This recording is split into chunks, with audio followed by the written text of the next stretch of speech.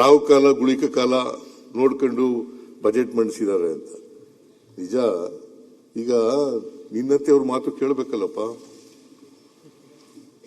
ಬಹುತೇಕ ಜನ ನಾನು ಹಿಂದೆ ಎಲ್ಲ ಮಂಡಿಸ್ತಿದ್ದೆ, ರಾವು ಕಾಲದಲ್ಲಿ ಮಂಡಿಸಿದ್ದೀನಿ ಹಿಂದೆ ಎಲ್ಲ ಬಜೆಟ್ಗಳೆಲ್ಲ.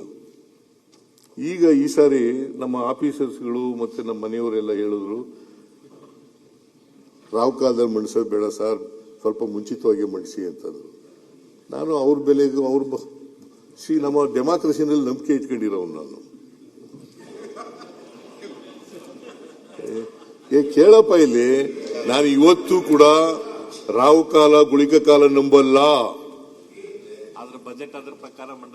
ಬಜೆಟ್ ಮಂಡಿಸಲ್ಲ. ಹಿಂದೆ ಎಲ್ಲ ಮಂಡಿಸಿದೀನಿ ನಾನು, ರಾವು ಕಾಲದಲ್ಲಿ ಮಂಡಿಸಿದ್ದೀನಿ, ಬೇಕಾದ್ರೆ ತೆಗೆದು ನೋಡಿ. ಗುಳಿಕ ಕಾಲದಲ್ಲಿ ಮಂಡಿಸಿದ್ದೀನಿ. ನನಗೆ ನಂಬಿಕೆ ಇಲ್ಲ.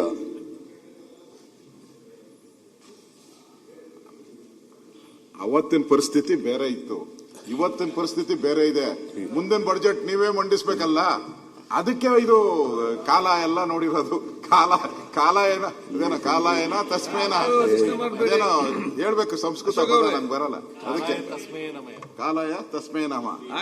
ಅದಕ್ಕೊಂದು ಪೀಠಿಗೆ ಹಾಕೊಂಡಿದ್ದೀರ ಅಷ್ಟೇ, ಒಂದು ಸ್ಟೆಪ್. ಯಾವ ಪೀಠಿಗೆನೂ ಹಾಕೊಂಡಿಲ್ಲ. ಕೇಳ್ರಿ, ಇಲ್ಲಿ ನಾನು ಯಾವತ್ತು ರಾವು ಕಾಲ ನೋಡಿಲ್ಲ, ಯಾವತ್ತು ಗುಳಿಕ ಕಾಲ ನೋಡಿಲ್ಲ, ಯಮಗಂಡ ಕಾಲ ನೋಡಿಲ್ಲ.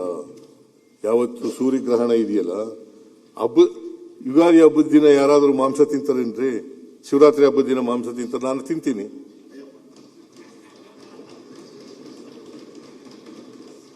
Nothing wrong.